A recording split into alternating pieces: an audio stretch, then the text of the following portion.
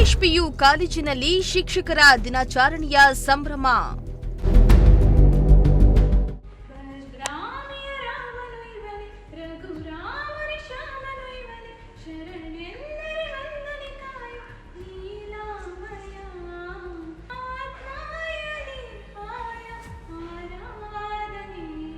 ಗುರುಗಳಿಗೆ ವಿಶೇಷ ಗೌರವ ಸಲ್ಲಿಸಿದ ವಿದ್ಯಾರ್ಥಿಗಳು.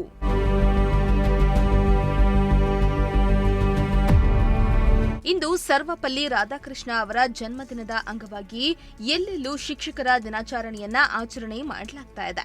ಇತ್ತ ತುಮಕೂರಿನ ಪ್ರತಿಷ್ಠಿತ ಕಾಲೇಜಿನಲ್ಲಿ ಒಂದಾದ ಮಹೇಶ್ ಪಿಯು ಕಾಲೇಜಿನಲ್ಲಿ ಶಿಕ್ಷಕರ ದಿನಾಚರಣೆಯನ್ನ ಅರ್ಥಪೂರ್ಣವಾಗಿ ಆಚರಣೆ ಮಾಡಲಾಯಿತು. ಮಕ್ಕಳ ಭವಿಷ್ಯವನ್ನ ರೂಪಿಸುವಲ್ಲಿ ಶಿಕ್ಷಕರು ಪ್ರಮುಖ ಪಾತ್ರ ವಹಿಸಿದ್ದು, ಶಿಕ್ಷಕರ ಮಹತ್ವವನ್ನ ವಿದ್ಯಾರ್ಥಿಗಳಿಗೆ ತಿಳಿಸಲಾಯಿತು.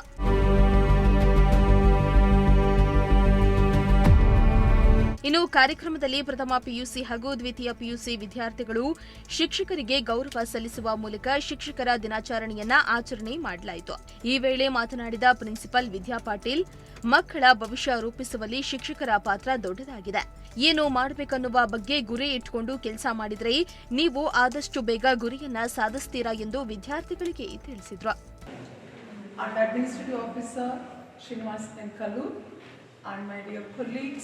And my beloved students, it's a proud privilege and a very wonderful occasion to celebrate Teachers' Day with all my dear students here. I take immense pleasure in celebrating this particular event. And as Sarvapalli Radhakrishnan says that teacher is not a guide, he is a friend and a philosopher. To this, there is a small story related to that, because you have been listening to the stories one after the other. I don't take much time in sharing that beautiful story on this occasion. There was a boy, he was a slow learner. Though he worked very hard for his test and exams, he was unable to score good marks. So he is feeling very inferior, and he approached his teacher and said, "Sir, I do take much time preparing for that particular subject for hours after hour. I don't know why I go wrong and why I'm unable to do well in my test and I score poor marks, and how can I come out of this situation?" And the teacher observed the student for a while and he said, "You take a glass full of water and take it around the college and see that how your friends are going to react, and you observe them keenly." So he just started carrying the water bottle and a water glass in his hand and started observing. Some of his friends laughed at him by seeing him carrying a glass of water. Some commented about him, some ignored him, some just make sarcastic comments on him, and he came back to his teacher. So these are the observations I observed. All my friends made fun of me. Then teacher said, "Now you take once again a complete filled glass in your hand. Just go round the college. When you come back, the quantity of the water should be the same in the glass. And let me see that how you are going to be successful." Boy ignored all his friends there, started concentrating, and very carefully he walked every step, and he just went round the college and came back to his teacher, said that, "I'm so happy, sir. I did not even spill a drop of water from my glass." And the teacher said that, "Yes, that is a simple logic. If you concentrate on what you are doing, definitely success comes behind you." ಇನ್ನು ಇದೇ ವೇಳೆ ಶಾಲಾ ಆಡಳಿತ ಮಂಡಳಿಯ ಮುಖ್ಯಸ್ಥರಾದ Srinivasa N Kallur ಅವರು ಮಾತನಾಡಿ, degree, PG ಹಾಗೂ ಪಿಯುಸಿ ಮಕ್ಕಳ ಮೆಂಟಾಲಿಟಿ ಬೇರೆ ಬೇರೆ ಆಗಿರುತ್ತೆ. ಮಕ್ಕಳಿಗೆ ತಿಳಿ ಹೇಳುವ ಕೆಲಸವನ್ನ ಶಿಕ್ಷಕರು ಮಾಡಲಾಗಿದೆ. ನಾವು ಒಂದು ದಿನ ಸರ್ವಪಲ್ಲಿ ರಾಧಾಕೃಷ್ಣರವರ ಹುಟ್ಟುಹಬ್ಬವನ್ನ ಆಚರಣೆ ಮಾಡಿ ಅವರ ಆದರ್ಶವನ್ನ ಒಂದು ದಿನಕ್ಕೆ ಮಾತ್ರ ರೂಢಿಸಿಕೊಂಡು ಮತ್ತೆ ಮಾರನೇ ದಿನ ಅವರ ಆದರ್ಶಗಳನ್ನ ಮರೆತರೆ ನಾವು ಶಿಕ್ಷಕರ ದಿನಾಚರಣೆ ಆಚರಿಸಿದ್ದಕ್ಕೆ ಫಲ ಸಿಗೋದಿಲ್ಲ ಎಂದು ಹೇಳಿದ್ರು. ಟೀಚರ್ ಕೂಡ ಅಷ್ಟೇ, ಅವರು ನಿಮ್ಮನ್ನ ಒಂದು ತಿಂಗಳು ಮಾತ್ರ ನೋಡಲ್ಲ, ಅವ್ರು ನಿಮ್ಮನ್ನ 24 ತಿಂಗಳು ನೋಡ್ತಾ ಇರ್ತಾರೆ. ಬೆಳಗ್ಗೆ ಎದ್ದು ನಿಮ್ಮನ್ನೇ ನೋಡ್ತಾರೆ, ಕರೆಕ್ಟ್ ಅಲ್ಲ? ಬೆಳಗ್ಗೆ ಅತಿ ಹೆಚ್ಚು ನೀವು ಸಮಯವನ್ನು ಎಲ್ಲಿ ಕಳಿತೀರಿ ಅಂದರೆ ಕಾಲೇಜಲ್ಲಿ. ಮಿನಿಮಮ್ ನಿಮಗೆ 7 to ಮಿನಿಮಮ್ 8 ಅವರ್ಸ್ ಮಿನಿಮಮ್. ಈಗ ನಮ್ಮ ಕಾಲೇಜ್ ಟೈಮ್ಸಲ್ಲಿ 9 to 5 ಅಂದರೆ ಮಿನಿಮಮ್ ಅಂದರೆ 8 ಅವರ್ಸ್ ಇಲ್ಲೇ ಕಳಿತೀವಿ. ಕರೆಕ್ಟ್ ಅಲ್ವಾ? ಒಬ್ಬ ಟೀಚರು 8 ಗಂಟೆ ಒಂದೇ ಕಾಲೇಜಲ್ಲಿ ಸ್ಟೂಡೆಂಟ್ಗಳನ್ನು ನೋಡ್ತಾ ಇರ್ಬೇಕಾದ್ರೆ ಆ ಸ್ಟೂಡೆಂಟನ್ನ ಅರ್ಥ ಮಾಡಿಕೊಡದೆ ಇದ್ರೆ ಎಸ್ ಎ ವಿದ್ಯಾರ್ಥಿಗಳ ಕಥೆನೂ ಕೂಡ ಟೀಚರ್ಸ್ ತಮ್ಮ ಶಿಷ್ಯಂದಿರ ನಿಜವಾದ ಯಶಸ್ಸನ್ನು ಟೀಚರ್ ಕಾಣಕ್ಕಾಗಲ್ಲ. ಬಿಟ್ವೀನ್ ಸಣ್ಣದಾದ ಸ್ಮಾಲ್ ಗ್ಯಾಪ್ ಅಂತಂದ್ರೆ ಅದಕ್ಕೆ ಪರ್ಫೆಕ್ಟ್ನೆಸ್ ಬೇಕು. ಯಾವುದು ಪರ್ಫೆಕ್ಟ್ ಅಂದ್ರೆ ಏನು?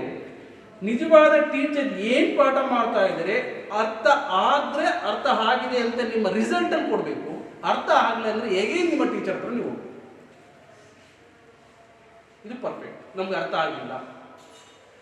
ಟೀಚರ್ ಅಷ್ಟೇ ಪ್ರತಿಯೊಬ್ಬ ಮಕ್ಕಳ ಬೆಳವಣಿಗೆಯನ್ನು ಕೂಡ ಗಮನಿಸಬೇಕು. ಸೊ 100ಕ್ಕೆ 100 ತಗೊಳ್ಳುವ ಸ್ಟೂಡೆಂಟ್ನೂ ಕೂಡ ಅಷ್ಟೇ ಕೇರಲ್ಲಿ. ಅದು ಹೇಗೆ ಅಂದರೆ ಒಂಥರ ಚಿನ್ನದ ಚೂಜಿ ಇದ್ದಂಗೆ ನಿಮಗೆಲ್ಲ, ನೀವೆಲ್ಲ ಸ್ಟೂಡೆಂಟ್ ಚಿನ್ನದ ಸೂಜಿ ಇದ್ದಂಗೆ. ನಿಮಗೆ ಫೇಲ್ ಆಗನ್ನೂ ಕೂಡ ಒಬ್ಬ ಟೀಚರ್ ಬಿಡೋಕ್ಕಾಗಲ್ಲ, ರ್ಯಾಂಕ್ ಬರನ್ನೂ ಕೂಡ ಟೀಚರ್ ಬಿಡೋಕ್ಕಾಗಲ್ಲ. ಈ ಯಾರು ಪ್ರೈಸ್ ಯಾರನ್ನು ತಗೊಳ್ಬೋದು? ಈಗ ಫಾರ್ ಎಕ್ಸಾಂಪಲ್ ಗಗನನ್ನು ಅಥವಾ ಯಶಸ್ವಿನ ಯಾರನ್ನ ತಗೊಳ್ಬೋದು ಸೆಕೆಂಡ್ ಇಯರ್ 100ಕ್ಕೆ 100 ತಗೊಳ್ತಾರನ್ನ ಕಾನ್ಫಿಡೆಂಟು ಟೀಚರ್ಸ್ ಇರುತ್ತೆ. ಒಂದು ಚೂರು ಫೋಕಸ್ ಅವ್ರ ಮೇಲೆ ಕಡಿಮೆ ಆದರೆ ರಿಸಲ್ಟ್. ಅಥವಾ ಯಾರು ಇನ್ನೊಬ್ಬ ಎಕ್ಸ್ಪರ್ಟ್ಸ್ ನಾನು ಜಾನ್ವಿ ಫೇಲ್ ಆಗಲ್ಲ ಅವಳು, ಬಟ್ ಆದ್ರೂ ನಾನು ಜಾನ್ವಿ ತಗೊಳ್ತೀನಿ. ಜಾನ್ವಿ ಮೇನ್ ಎಲ್ಲ ಟೆಸ್ಟಲ್ಲಿ ಫೇಲ್ ಆಗ್ತಾನೆ ಇರ್ತಾಳೆ. ಟೀಚರು ಒಂದು ಕ್ಷಣ ಅವಳ ಕಡೆ ಗಮನವನ್ನು ಮರೆದ್ರೆ ಅವಳ ಲೈಫ್. ಇದು ಬೇರೆ ಎಲ್ಲ ಪ್ರಪಂಚದ ಯಾವುದೇ ವೃತ್ತಿ ತಗೊಂಡ್ರೂ ಕೂಡ ಶಿಕ್ಷಕ ವೃತ್ತಿ ಇದೆಯಲ್ಲ, ಇದೊಂಥರ ಹೇಗೆ ಅಂದರೆ ಬಿಟ್ಟು ಬಿಡಲಾಗದ ಸಂಬಂಧ.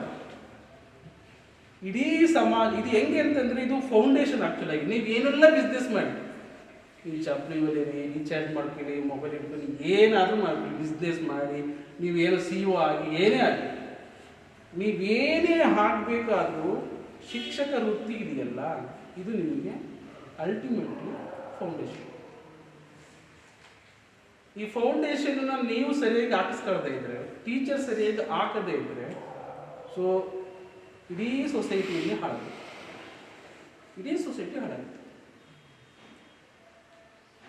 ಈಗ ಪಾಕಿಸ್ತಾನ ಆಗಲಿ, ಸಿರಿಯಾ ಆಗಲಿ, ಯಾಕಲ್ಲೆಲ್ಲ ಜನ ಯಾಕೆ ಬರೀ ಬಾಂಬು ಅದು ಇದು ಅಂತ ಸಾಯ್ತಿರಂದ್ರೆ ಅಲ್ಲಿ ಬೇಸಿಕ್ ಎಜುಕೇಶನ್ ಇಲ್ಲ.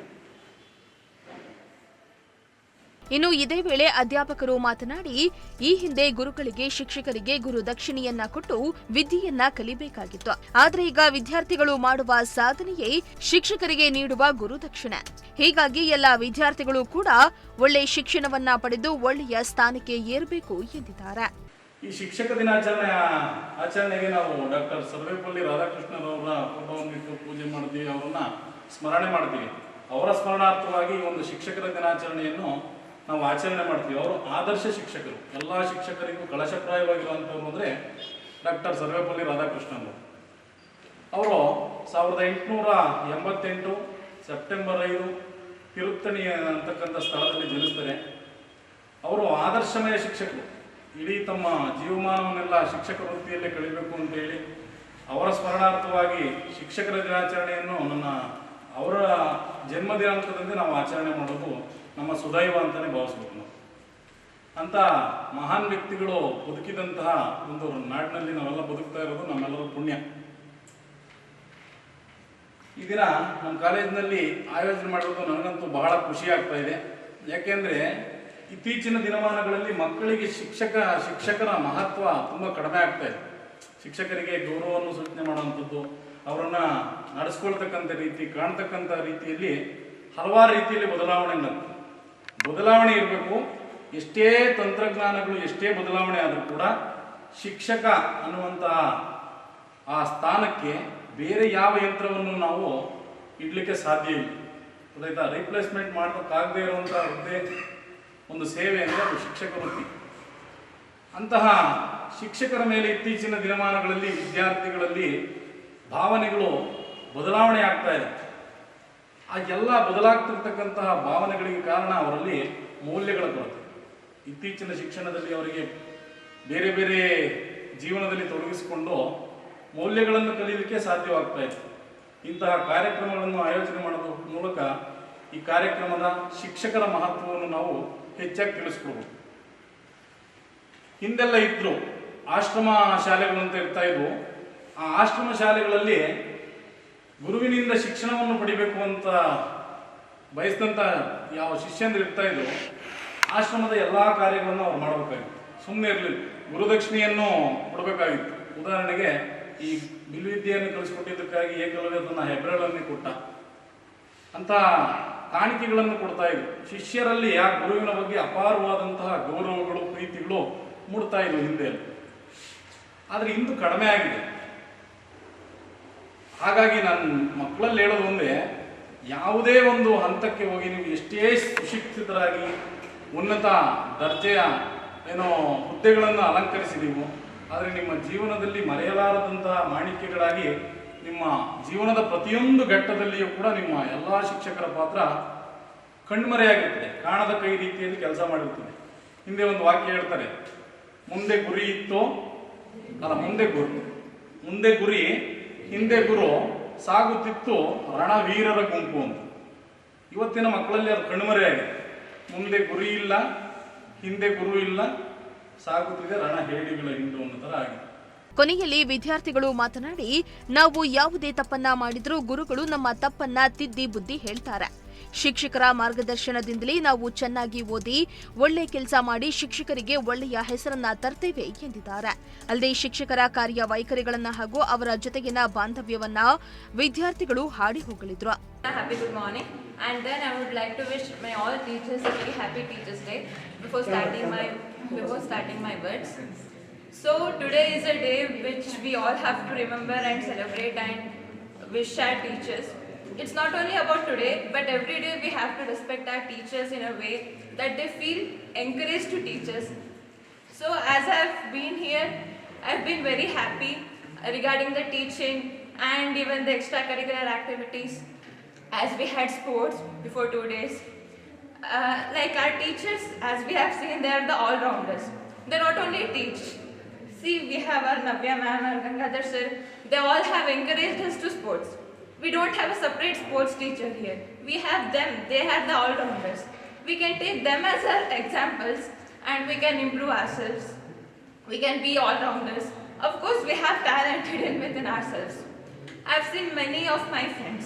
They are like, we are from Kannada, we are from we have studied in a very low school. Of course, that's not a problem, because we have ourselves. We have to get ourselves as an inspiration. We can do it. So we have to take our teachers as the best example. They have their own stories. So if we have a good bond between ourselves and take our teachers as the best example, we can improve ourselves and make ourselves better for this nation. I would like to thank everyone for giving me this opportunity to speak here in front of you. Thank you all. First of all ಎಲ್ಲ ಟೀಚರ್ಸ್ಗೂ ಶಿಕ್ಷಕರ ದಿನಾಚರಣೆಯ ಶುಭಾಶಯಗಳನ್ನ ಹೇಳೋದಕ್ಕೆ ಇಷ್ಟಪಡ್ತೀನಿ. ನಾನು ಇಲ್ಲಿವರೆಗೂ ಇಲ್ಲಿ ನಿಂತಿರೋದ್ರಲ್ಲೂ teachers ಮಹತ್ವ ತುಂಬಾ ಇದೆ ನನ್ನ ಲೈಫಲ್ಲಿ. ಈಗ ಪೇರೆಂಟ್ಸ್ ಮಹತ್ವ ಎಷ್ಟಿರುತ್ತೋ ಅದಕ್ಕಿಂತ ಜಾಸ್ತಿ ಟೀಚರ್ಸ್ ಮಹತ್ವ ಜಾಸ್ತಿ ಇದೆ. ಅದೇ ಥರ ನಮ್ಮಮ್ಮ ಬೆಸ್ಟ್ ಟೀಚರ್ ನನಗೆ. ಫಸ್ಟು ಅವ್ರು ಹೇಳ್ದಂಗೆ ನಾನು ನಡ್ಕೊಂಡು ಬಂದಿರೋದು ಇವತ್ತಿನವರೆಗೂ. ಅಂತಂದರೆ ನಾನು ತಪ್ಪು ಮಾಡ್ತೀನೋ ಬಿಡ್ತೀನೋ ಅದನ್ನು ನನಗೆ ಸ್ಪೋರ್ಟಿವ್ ಆಗಿ ಹೇಳ್ತಾರೆ ಎಲ್ಲದರಲ್ಲೂ. ಅದಕ್ಕೆ ನಾನು ಫಸ್ಟು ನಮ್ಮಮ್ಮನ ಬೆಸ್ಟ್ ಟೀಚರ್ ಅಂತ ಹೇಳೋದಕ್ಕೆ ಇಷ್ಟಪಡ್ತೀನಿ.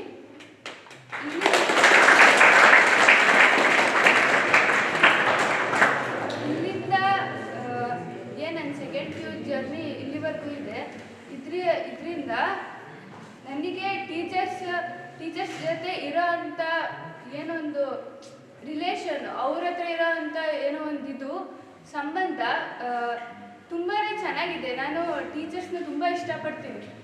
ಅಂತಂದರೆ ಅವರು ಹೇಳೋ ಅಂಥ ಮಾತುಗಳಾಗಿರ್ಬೋದು, ನನಗೆ ಲೈಫಲ್ಲಿ ಹೇಳಿರೋದು ಇಲ್ಲಿವರೆಗೂ ನಡೆದಿರೋದ್ರಲ್ಲಿ ತುಂಬಾ ಹೇಳಿದ್ದಾರೆ ನನಗೆ. ನಾನು ಏನಾದ್ರು ತಪ್ಪು ಮಾಡ್ತಿರೋದಿರ್ಬೋದು, ಇಲ್ಲಿ ನನ್ನ ಕಾಲೇಜಲ್ಲಿ ನಡೆದಿರೋ ಇನ್ಸಿಡೆಂಟಲ್ಲೇ ಹೇಳ್ಬೇಕಂದ್ರೆ ನರೇಶ್ ಸರ್ ಎಷ್ಟು ನನಗೆ ಹೇಳಿದ್ದಾರೆ ಅಂತಂದರೆ ತುಂಬ ಸ್ಪೋರ್ಟಿವ್ ಆಗಿ ಹೇಳಿದ್ದಾರೆ. ತಪ್ಪು ಎಲ್ಲರೂ ಮಾಡ್ತಾರೆ ತಪ್ಪನ್ನ, ನೀನು ಅದು ತಪ್ಪನ್ನ ತಿದ್ಕೊಂಡು ಮುಂದೆ ನಡೆಯೋದ್ರಲ್ಲಿ ಅದೊಂಥರ ಚೆನ್ನಾಗಿರುತ್ತೆ. ನೀನು ಇವಾಗ ತಪ್ಪು ಮಾಡಿದೆ ಅಂತ ಹೇಳ್ಬಿಟ್ಟು ಕುಗ್ಗೋದ್ರಲ್ಲಿ ಏನಿಲ್ಲ. ನೀನು ಮುಂದೆ ನಡೀತಾ ನಿನ್ನ ತಪ್ಪುಗಳನ್ನ ತಿದ್ಕೊಂಡು ಒಂದೊಳ್ಳೆ ಫಲಿತಾಂಶ ಕೊಟ್ಟರೆ ಕಾಲೇಜ್ಗೆ ಅದು ಹೆಂಗಿರುತ್ತೆ. ಅಥವಾ ನಿನ್ನ ತಪ್ಪನ್ನ ಇದೇ ಥರ ನಾನು ತಪ್ಪು ಮಾಡಿದೆ ಅಂತ ನೀನು ಸೈಲೆಂಟಾಗಿದ್ದು ಏನು ನಿನ್ನ ಫಲಿತಾಂಶ ಕೊಟ್ಟರೆ ಹೆಂಗಿರುತ್ತೆ. ಕಾಲು ಎಳೆಯೋರು ತುಂಬ ಜನ ಇರ್ತಾರೆ ಲೈಫಲ್ಲಿ. ನೀನು ಅದಕ್ಕೆ ಕಾನ್ಸಂಟ್ರೇಟ್ ಮಾಡ್ದಲೆ ನೀನು ನಿನ್ನ ಲೈಫ್ನಲ್ಲಿ ಲೀಡ್ ಆಗೋದಿನ ನೋಡು ಅಂತ ಹೇಳಿದ್ರು ನರೇಶ್ ಸರು. ನನಗೆ ನಿಜವಾಗ್ಲೂ ನರೇಶ್ ಸರ್ಗೆ ತುಂಬ ಥ್ಯಾಂಕ್ಫುಲ್ ಆಗಿರ್ತೀನಿ. ಇನ್ನು ಕಾರ್ಯಕ್ರಮದಲ್ಲಿ ಸರ್ವಪಲ್ಲಿ ರಾಧಾಕೃಷ್ಣ ಅವರ ಭಾವಚಿತ್ರಕ್ಕೆ ಪುಷ್ಪಾರ್ಚನೆ ಮಾಡುವ ಮೂಲಕ ಗೌರವ ಸಲ್ಲಿಸಿ ಶಿಕ್ಷಕರ ಮಹತ್ವವನ್ನ ಸಾರಿದ್ರು. ಕ್ಯಾಮರಾ ಪರ್ಸನ್ ಸಂಜಯ್ ಜೊತೆ ಪುನೀತ್, ಪ್ರಜಾಶಕ್ತಿ ಟಿವಿ, ತುಮಕೂರು.